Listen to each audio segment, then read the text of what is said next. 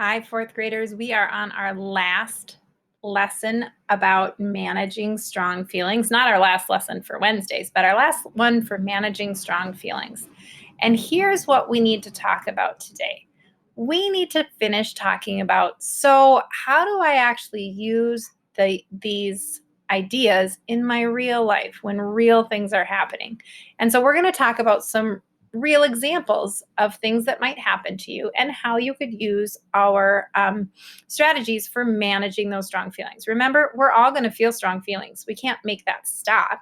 But what we can do is we can take the time to think and to try to kind of fix where our brain is going. And that way, our reactions, hopefully, to those strong feelings won't be interrupting to others or hurtful to others or even hurtful to ourselves. All right. So, managing strong feelings, day 3.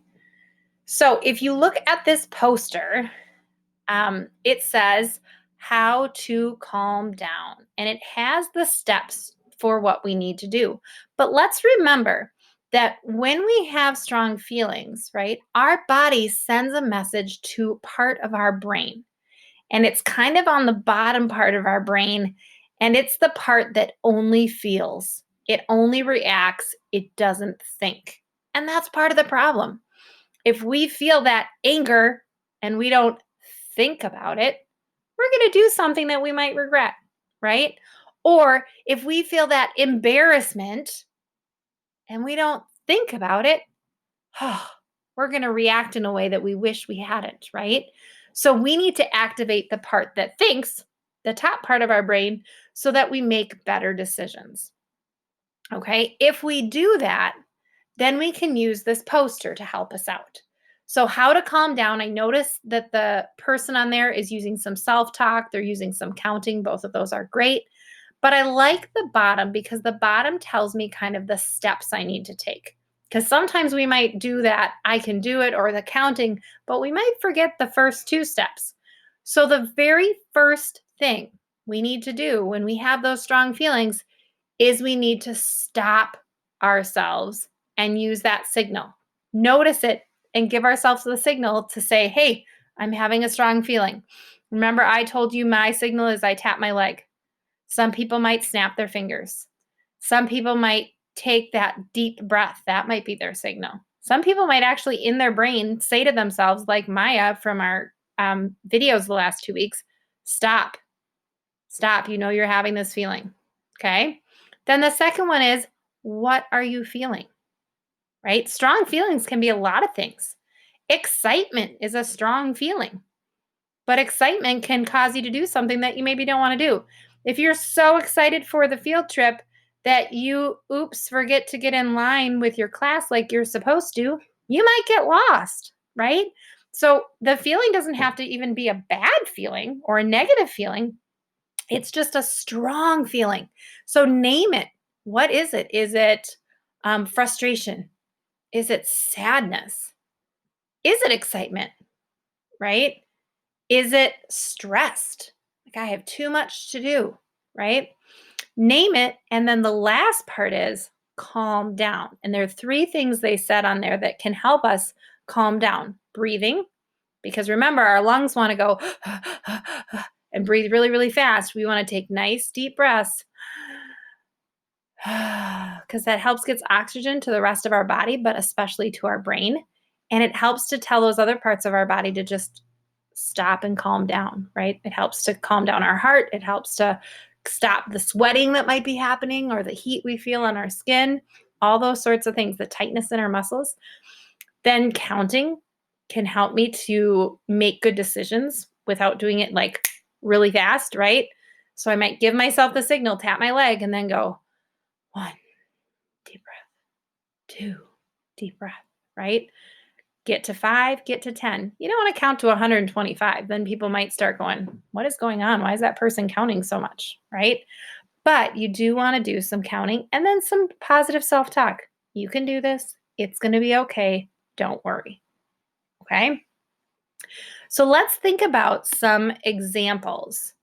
How do you think you could use these in these next examples? Okay? So here's the first example. It's my turn to read out loud in front of the whole class. Maybe it's even reading your own story. I mess up on 3 big words and everyone starts to laugh. Okay. First thing I want you to do, tell yourself what signal you'd give yourself. I know I'd tap my leg. Second, what feeling is that person feeling? What strong emotion? Think. If you said they're embarrassed, I agree. When people laugh at you, it often makes you feel embarrassed. Embarrassed is when you feel like you did something wrong, people aren't on your side, people are maybe teasing you, and you feel kind of left out, right? And then last, what could that person say to themselves? Obviously, they're going to breathe. Obviously, they're going to do some counting, maybe, but what could they say to themselves that would maybe calm themselves down?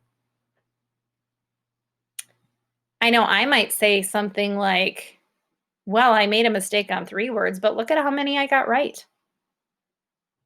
Or it's okay. Everybody makes mistakes.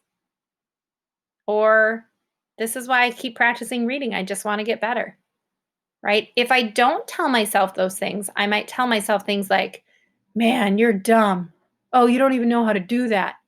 And I might kind of hide in a shell, or I might not want to do the reading the next time. And kids might continue to pick on me. So you have to be careful about the words you say to yourself so that your brain continues to know it can do it. All right. Here's another example, kickball. Some friends and I are playing kickball at recess. Another student from my class rushes into the game, takes the ball, and kicks it all the way across the playground. Okay, give yourself that signal and think, what would you be feeling if they took the ball and kicked it across the playground? There's a couple feelings you might have. I think one you might have would be frustration. Another one you might have might be anger, right? But if I react to that right away, I might do something like push that kid and say, "What are you doing?" Or I might yell something mean or call them a name. But if I stop and think about it, and I stop and calm myself down, and I take my deep breaths and I count, I might say to myself, I wonder if that kid feels left out and they don't really know how to join our game. Or maybe they're having a bad day. Sometimes I have a bad day too. Or I might even say, oh, well, I'll go get the ball. I needed some more exercise anyway. Right? I might make better choices. Now, obviously, if they continue to do stuff like that and it keeps irritating you, you might have to go report it to somebody and say, hey, this student keeps doing this to my friends and I want them to stop, right? But if it's a one-time thing, you might want to think about why they might have done it, right? Might help you kind of calm down your reaction, right? All right, we have 2 more that I want you to think about. The first one is waiting for a ride. I'm waiting for my grandma to pick me up after school. It's starting to get dark and she's late and no one else is around. Now, hopefully this wouldn't happen when we're at Edgerton because we normally have adults that stay and wait with kids, right? But let's say it does happen, or maybe you're not at Edgerton. Maybe you're at a store or someplace else and you're waiting for a ride. Give yourself that signal and think about that feeling. I know I might be worried.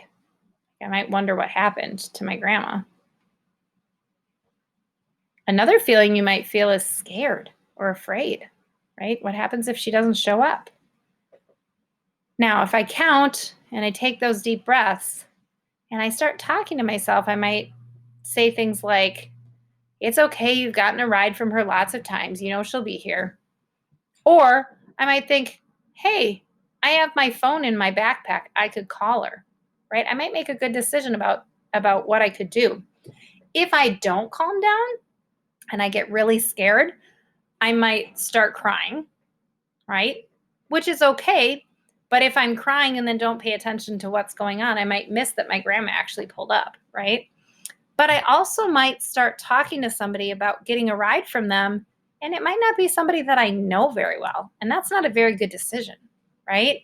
If somebody happens to show up and I might say, oh, can I get a ride with you? Well, we don't want to do that, right? If we don't know that person very well. So sometimes we might make bad decisions if we are afraid too, or if we're scared. So giving ourselves positive self-talk is going to help us out. Last one. I know this has happened to many different people or something similar. Destroyed building. I just finished building a skyscraper out of building blocks during indoor recess. It took me all recess to build it. A classmate who isn't looking, isn't paying attention, walks right into it and it all tumbles to the ground. Oh, give yourself that signal. I tapped my leg. Man, I am feeling super mad, right? I'm also feeling disappointed. I worked really hard on that and now people didn't get to see my final product because somebody made a mistake, right? Okay, count, take those deep breaths. Now, my self-talk, here's some things I need to think about. That person did not mean to do that, right? It says they weren't looking and they accidentally bumped into it, right? If I just blow up at them, right, they're going to feel even more awful than they probably feel already. They might already feel terrible, right? So if that's the case, I don't want to make it worse, right? So some things might be, okay, I could rebuild it another time. That would be positive self-talk. Or maybe I could ask them if they could help me rebuild it, right? That might make them feel better and you feel better. And maybe you'll even make an even better one because two of you are working on it, right? Or I might say something like, well, I was going to have to take it down anyway, right? It's not like the teacher was going to let you probably leave it up throughout school, right? So that would be another thing. So as you're going through your day and your days coming up, be thinking about those 3 steps, right? Give yourself the signal. I'm having a strong feeling. Name it. What are you feeling? And then give yourself some talk. Think about what you could say to yourself that would make you feel better, but maybe make others feel better, or maybe make you make a better decision too. All right. See you next time on our SEL Second Steps lessons.